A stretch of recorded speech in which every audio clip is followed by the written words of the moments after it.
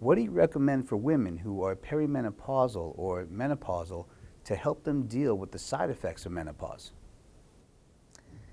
Well, for people who are going through menopause, it's so interesting. If you look around the world, there are some places where the symptoms of menopause are very unusual, or we just don't see them much. And one of the places I think of is Japan, whereas in the United States, in Canada, in Europe, people experience more profound symptoms of menopause. And I think a lot has to do with body weight and hormones. I think a lot has to do with our dietary choices. And I think a lot has to do with our exercise habits. And so to me, I would say to women, be as healthy as you can be. Don't be overweight. Get enough rest.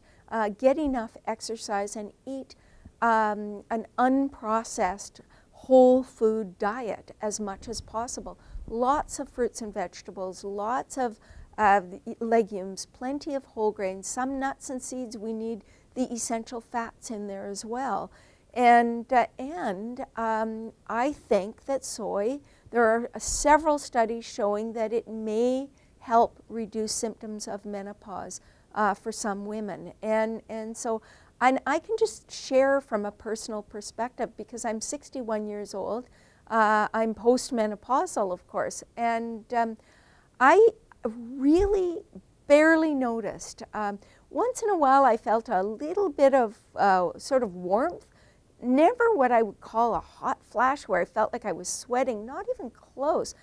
That was it. And I am a regular consumer of organic soy. And some people say, oh, soy's poison, don't eat that.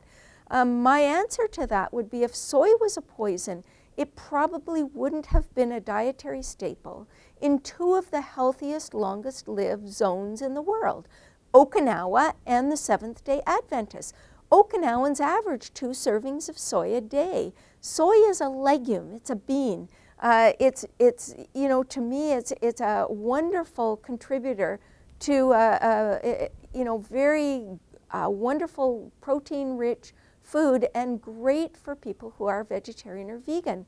And so what I would say is that we need to be cautious about ultra-processed soy and how is the soy protein extracted, and ask those questions.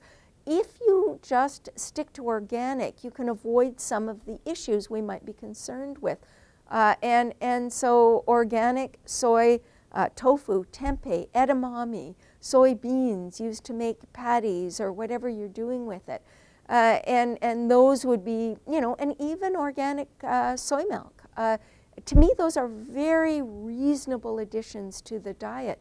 I would go a little more lightly on the processed soy foods like the veggie meats, but I still don't think they need to be necessarily eliminated, because I feel like they make doing this easier for people.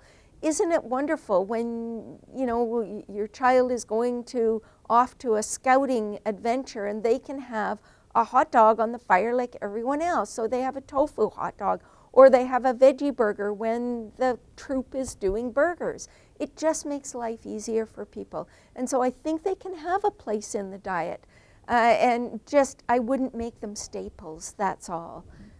So I think those are the keys. And for me, and for many women I know who are plant-based, we pretty much sailed through menopause.